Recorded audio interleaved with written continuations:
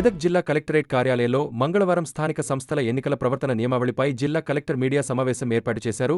ఈ సమావేశంలో ఎన్నికల అధికారి, జిల్లా కలెక్టర్ రాహుల్ రాజ్, అదనపు ఎస్పీ మహేందర్ పాల్గొన్నారు. ఈ సందర్భంగా వీరు మాట్లాడుతూ మెదక్ జిల్లా మనం ఆల్రెడీ చూస్తున్నాం.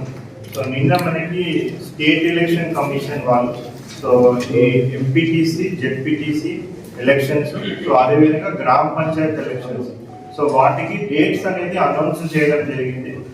నిన్న మనకి సాయంత్రం 5 గంటలకు స్టేట్ ఎలక్షన్ కమిషనర్ గారు అన్ని జిల్లాల కలెక్టర్లు, ఎస్పీలతో కూడా ఒక వీడియో కాన్ఫరెన్స్ కూడా నిర్వహించి ఎలక్షన్స్ ఏ విధంగా కండక్ట్ చేయాలి, ఏ విధంగా మనం ఎలక్షన్స్ కి సమాయత్తం అయి ఉన్నాము, అదే విధంగా ఏర్పాట్లు ఏ విధంగా జరుగుతా ఉన్నాయని కూడా నిన్న డీటెయిల్డ్ వీడియో కాన్ఫరెన్స్ నిన్న పెట్టడం జరిగింది. అదే విధంగా మోడల్ కోడ్ ఆఫ్ కండక్ట్ కి సంబంధించి ఎస్పెషల్లీ నిన్న ఎప్పుడైతే ఎలక్షన్ అనౌన్స్మెంట్ నిన్న ప్రెస్ మీట్ పెట్టి స్టేట్ ఎలక్షన్ కమిషన్ అనౌన్స్మెంట్ చేసిందో మరి ఆ రోజు నుంచే, ఆ సమయం నుంచే మోడల్ కోడ్ ఆఫ్ కండక్ట్ కూడా స్టార్ట్ అయింది అనేసి మా అందరు కూడా క్లియర్ కట్ ఇన్స్ట్రక్షన్స్ ఇవ్వడం జరిగింది.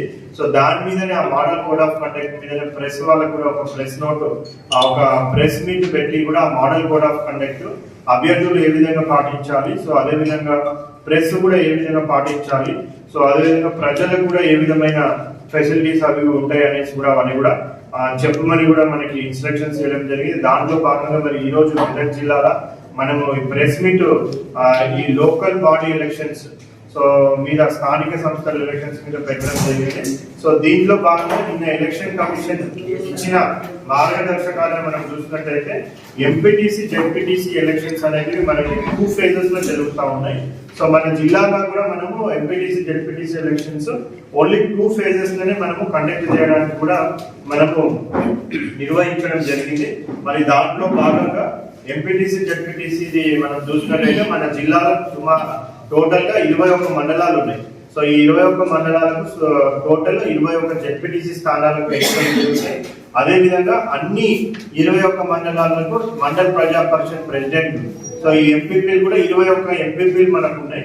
21 ఎంపీపీలను ఎన్నుకోవడానికి ఎంపీటీసీలకు ఎలక్షన్ కూడా మనకి మన జిల్లా వ్యాప్తంగా సుమారుగా 190 ఎంపీటీసీలకు ఈ ఎలక్షన్ అనేది కూడా జరగడం జరుగుతుంది. ఈ 21 జెడ్పీటీసీలు ప్లస్ 190 ఎంపీటీసీలకు టోటల్ గా మనము ఈ పోలింగ్ స్టేషన్స్ ఏవైతే ఏర్పాటు చేయడం జరిగిందో జిల్లా వ్యాప్తంగా 1052 పోలింగ్ స్టేషన్స్ 503 లొకేషన్స్ లో ఆల్రెడీ ఏర్పాటు చేయడం జరిగింది. ఇవన్నీ కూడా ఎంపీడీఓస్ అందరూ కూడా విజిట్ చేసి ఇవి ఫిట్ ఫర్ ఎలక్షన్ కూడా వాళ్ళు సర్టిఫై చేసి చేయడం వల్ల ఈ 1052 పోలింగ్ స్టేషన్స్ లో మనము ఈ 190 ఎంపీటీసీలు ప్లస్ 21 జెడ్పీటీసీలకు గాను మనము ఈ ఎలక్షన్ అనేది కూడా నిర్వహించడం జరుగుతుంది. ఇది కాకుండా మళ్ళీ మనకి సెకండ్ ఈ ఫస్ట్ మనం ఎంపీటీసీ, జెడ్పీటీసీ ఎలక్షన్స్ అయిపోయాక నెక్స్ట్ గ్రామ పంచాయత్ ఎలక్షన్స్ మనకి మన జిల్లాలో మొత్తం స్టేట్ లో వాళ్ళు 3 phases కి సంబంధించిన డేట్స్ ఇవ్వడం జరిగింది. మన జిల్లాలో మాత్రం ఓన్లీ 2 phases లో ఎలక్షన్ జరుగుతుంది. ఆ 2 phases లో ఎలక్షన్ జరగడానికి కూడా మొత్తం మన జిల్లాలో 492 గ్రామ పంచాయతీస్ ఉన్నాయి. ఈ 492 గ్రామ పంచాయతీలకు గాను 4220 వార్డ్స్ ఉన్నాయి. ఈ 4220 వార్డ్స్ లో మనము పోలింగ్ స్టేషన్స్ కూడా మనం 4220 పోలింగ్ స్టేషన్స్ ఏర్పాటు చేయడం జరిగింది. ఇవన్నీ కూడా 492 పోలింగ్ లొకేషన్స్ లో ఈ పోలింగ్ స్టేషన్స్ ఏర్పాటు చేయడం జరిగింది.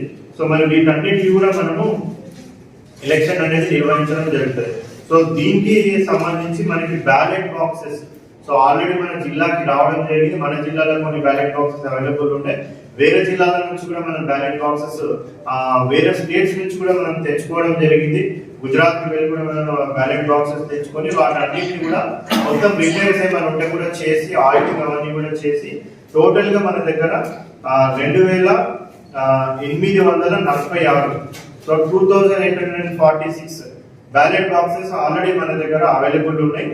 ఈ ఉన్న అవైలబుల్ బ్యాలెట్ బాక్సెస్ మనకి ఎంపీటీసీ, జెడ్పీటీసీ ప్లస్ గ్రామ పంచాయతీ వీటన్నిటికీ కూడా సరిపోయే దానికంటే కూడా ఇంకా మనకి ఎక్కువనే అవైలబుల్ ఉంది. బ్యాలెట్ బాక్సెస్ అంతా కూడా వెరిఫైయింగ్ అవన్నీ కూడా మనం కంప్లీట్ చేసుకోవడం జరిగింది. అదే విధంగా పోలింగ్ పర్సనల్ కూడా మనకి టోటల్ గా సుమారుగా అందరినీ కూడా మనం తీసుకున్నట్టయితే కూడా 6600 వరకు పోలింగ్ పర్సనల్ మనకి అవైలబుల్ ఉన్నారు. సో మనకి ఎంతైతే polling personnel, so stage 1 returning officers ఉంటారు మన గ్రామ పంచాయతీలో, స్టేజ్ 2 రిటర్నింగ్ ఆఫీసర్స్ ఉంటారు, అదేవిధంగా ఎంపీటీసీ జెడ్పీటీసీ కూడా సపరేట్ రిటర్నింగ్ ఆఫీసర్స్ ఉంటారు. సో వీళ్ళందరూ పోలింగ్ యాక్చువల్ గా కండక్ట్ చేసే ప్రిసైడింగ్ ఆఫీసర్స్, మళ్ళీ వాళ్ళకి అసిస్ట్ చేయడానికి other polling officers.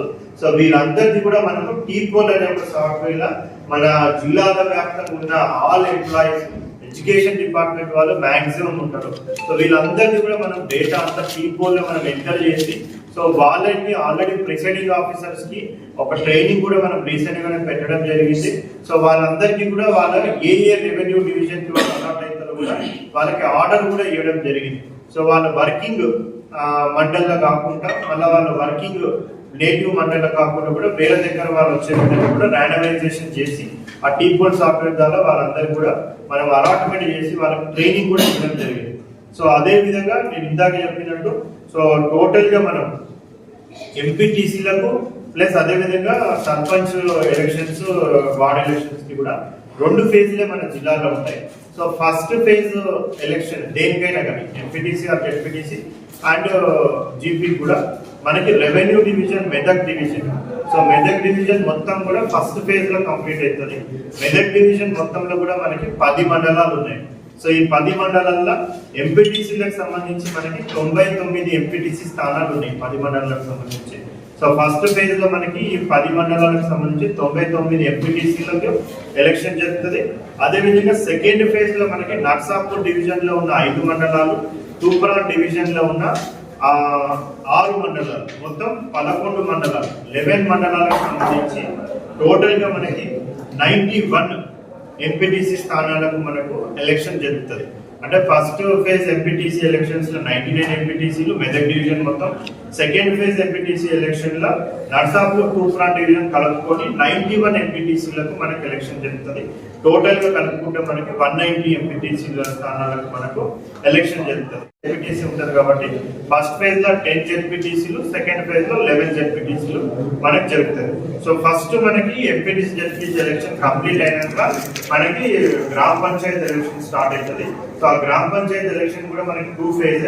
First phase revenue division Medak మొత్తంలో ఉన్న 10 మండలాలలో 244 గ్రామ పంచాయతీస్ ఉన్నాయి. ఈ 244 గ్రామ పంచాయతీస్ 2124 వార్డ్స్ ఉన్నాయి. ఈ 2124 వార్డ్స్ లో మనకి ఈ ఫస్ట్ ఫేజ్ ఎలక్షన్ మొత్తం కూడా మనకి కంప్లీట్ అవ్వడం జరుగుతుంది. సో అదే విధంగా second phase, so second phase election మనకి నర్సాపూర్, తూప్రాన్ డివిజన్స్ కి సంబంధించి మనకి టోటల్ గా నర్సాపూర్ డివిజన్ లో 874 వార్డ్స్, 101 గ్రామ పంచాయతీలు, అదే విధంగా తూప్రాన్ డివిజన్ లో 147 గ్రామ పంచాయతీలు, 1222 వార్డ్స్ కి గాను. సో సెకండ్ ఫేజ్ ఎలక్షన్ మనకి ఈ Narsapur revenue division, Toopran revenue division ఉన్న అన్ని వార్డులు, అన్ని గ్రామ పంచాయతీలు కూడా సెకండ్ ఫేజ్ ఎలక్షన్ అనేది మనకి జరగడం జరుగుతుంది. సో వీటికి సంబంధించిన పోలింగ్ పర్సనల్ కానివ్వండి, సో అదే విధంగా బ్యాలెట్ బాక్సెస్ కానివ్వండి, సో మళ్ళీ అదే విధంగా ప్రింట్ చేయడానికి, సో బ్యాలెట్ పేపర్స్ మనకి గ్రామ పంచాయతీకి సంబంధించి ఆల్రెడీ బ్యాలెట్ పేపర్స్ కూడా మనం ఎవరెవరు ప్రింట్ చేస్తారు ఏంటి అనేసి ఎవరు వెరిఫై చేస్తారు, సో నోడల్ ఆఫీసర్స్ అవన్నీ కూడా అపాయింట్ చేయడం జరిగింది, అవన్నీ కూడా ఫైనలైజ్ చేయడం జరిగింది. సో దీంట్లో మనం చూసుకున్నట్లయితే మనకి ఈ ఫస్ట్ మనకి ఎలక్షన్ స్టార్ట్ అయ్యేది ఎంపీటీసీ జెడ్పీటీసీ ఎలక్షన్ తో స్టార్ట్ అవుతుంది. So first phase of MPTC election మనకి నోటిఫికేషన్ ఇచ్చేది 9th అక్టోబర్ రోజు స్టార్ట్ అవుతాము. సో ఫస్ట్ ఫేజ్ మనకి 9th అక్టోబర్ రోజు స్టార్ట్ అవుతుంది. 9th అక్టోబర్ నుంచి 11th అక్టోబర్ వరకు నామినేషన్స్ స్వీకరించడం జరుగుతుంది. సో వీటికి సంబంధించి సపరేట్ రిటర్నింగ్ ఆఫీసర్స్ ఉంటారు.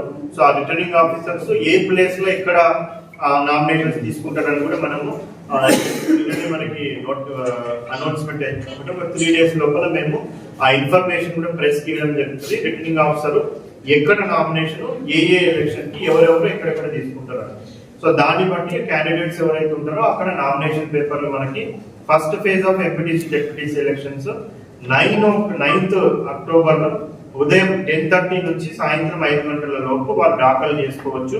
సో అది 9th, 10th, 11th, సో ఈ 3 రోజులలో వాళ్ళు నామినేషన్ దాఖలు చేసుకోవచ్చు. 12th రోజు నామినేషన్ పరిశీలన ఉంటుంది.